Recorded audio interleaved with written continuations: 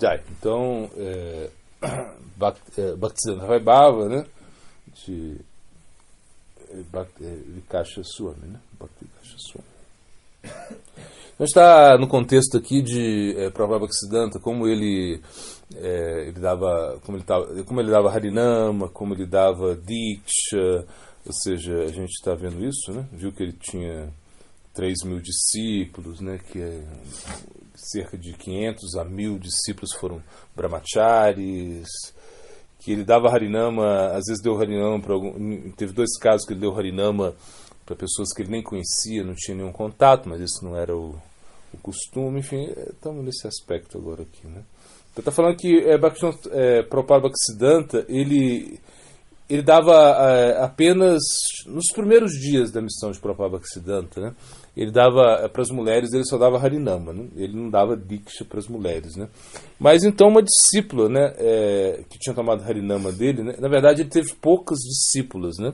A maioria eram discípulos homens, né, de Prabhupada Bhaktisiddhanta. Então ele deu a uma discípula, ele deu que ele tinha dado Harinama, que chamava Shrimat Sarojavasini Devi, pediu o mantra Diksha para Prabhupada Bhaktisiddhanta. Ele recusou, assim, a princípio ele recusou, né? Mas como ela pediu, insistiu muito, ele cedeu, né? E depois ele começou a dar Diksha, né? Para todas as mulheres, todas as discípulas que eram qualificadas, né? Mas o que ele não deu foi o cordão sagrado e também não deu o Brahma Gayatri, né? Aí ele não deu para as mulheres, né? Em muitos casos as mulheres receberam Harinama ou Diksha simultaneamente com os seus maridos.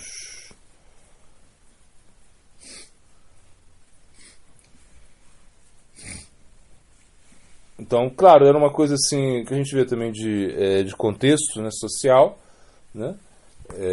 Que, por exemplo, era muito já que as mulheres, né, elas tinham um papel assim mais assim de estar junto com o dharma delas era estar junto com os maridos, ou seja, servir os filhos, né? Então era muito mais isso foi uma coisa muito importante porque elas podiam cozinhar, oferecer a Thakuradi o alimento, então isso era muito mais fácil, né? Assim, muito mais prático também, né? E já esses conceitos assim, bom, por que ele não deu o Brahma Gayatri, né? E por que ele não deu o cordão sagrado? É uma coisa que foi uma decisão dele, né? Ele escolheu que fosse assim. Claro, o Prabhupada Bhaktisiddhanta estava como restabelecendo uma missão, né? Por exemplo, ele também não deu sannyasi, só deu sannyasi para quem vinha de família bramínica. Então ele tinha também uma visão assim muito social, né? Ele não queria que os devotos fossem criticados, como foram. Os devotos foram muito criticados, né? O Prabhupada Bhaktisiddhanta muito criticado, porque realmente ele estava dando, né, Diksha para pessoas que não haviam nascido em família bramínica. Isso já era um escândalo, né? E aí, imagina, então ele tinha muito, assim, tinha um certo cuidado em relação a isso, né? Bom, na hora de conceder Harinama Diksha, Prabhupada Bhaktisiddhanta frequentemente dava instruções pessoais para a prática de cada um, né?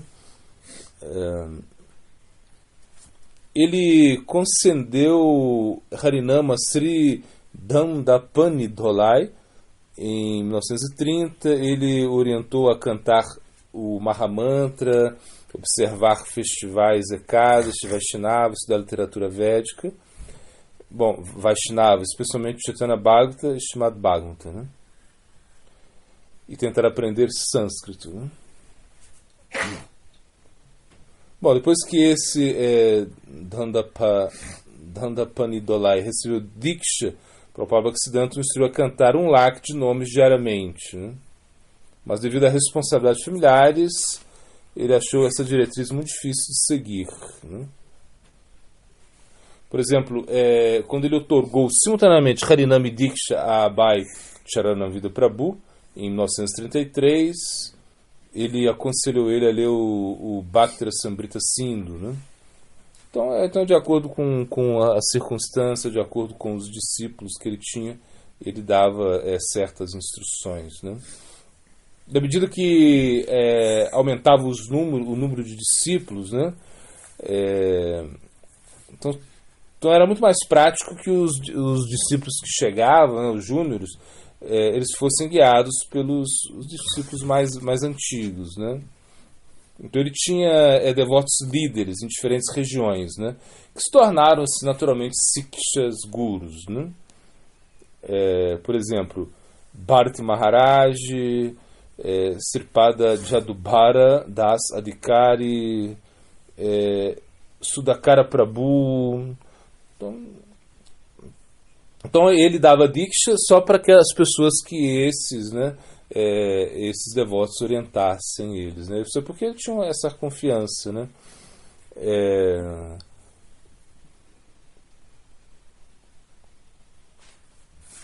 Então, por exemplo, os brahmacharis, eles sempre viviam na mata, né? Sob a orientação de um sannyasi, o chefe de família, que moravam fora, eles eram orientados assim por um grihasta sênior, né? Então essa era a estratégia para o Prabhupada Bhaktisiddhanta. Era como um sistema de organização que ele fez, né? Para realmente poder ajudar todos os seus discípulos, né? Ele não está falando que o Prabhupada Bhaktisiddhanta ele não teve escrúpulos em dar Harinama a pessoas previamente iniciadas por guru pseudos Vaishnavas, né?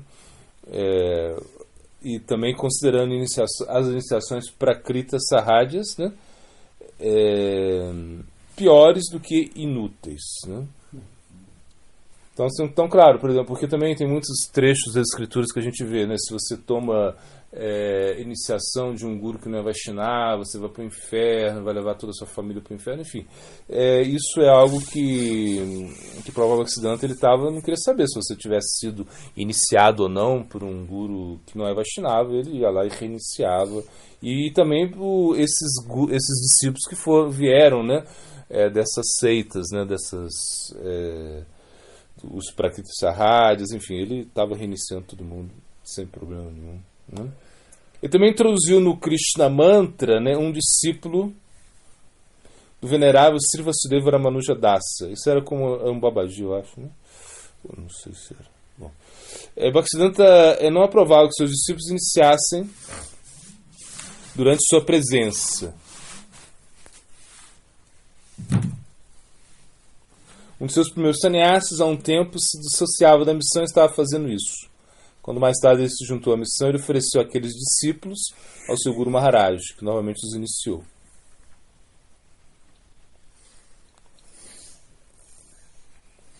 Então tá, claro, que por exemplo, quando ele mandou, né, Bom Maharaj, né, Bhakti Saranga Prabhu, né, pro exterior, então ele pediu que eles iniciassem, né? Ou seja, que eles dessem Harinama. E para alguns sannyasis também ele pediu que eles dessem Harinama em nome dele, né?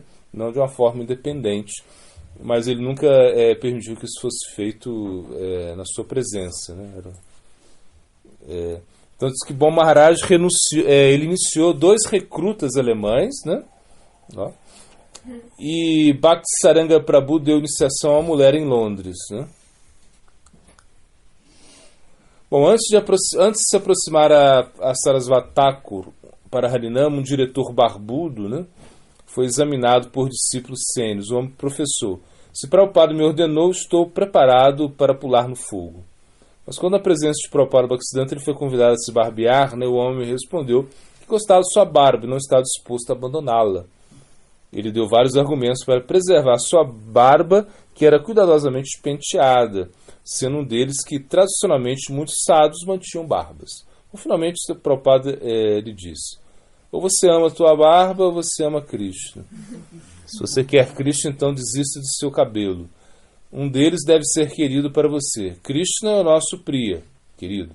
Se qualquer outra coisa é nosso Priya, é impossível obter Krishna.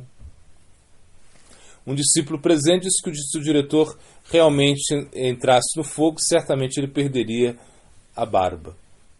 No entanto, o diretor decidiu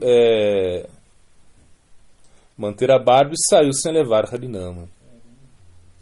Pouco depois, em um acidente de bicicleta, seus amados bigodes ficaram presos no mecanismo da bicicleta e foram removidos à força e dolorosamente. Agora, privado de sua barba, bem como de seu egoísmo, ele novamente se submeteu a Prabhupada Bhaktisiddhanta e foi aceito para a iniciação.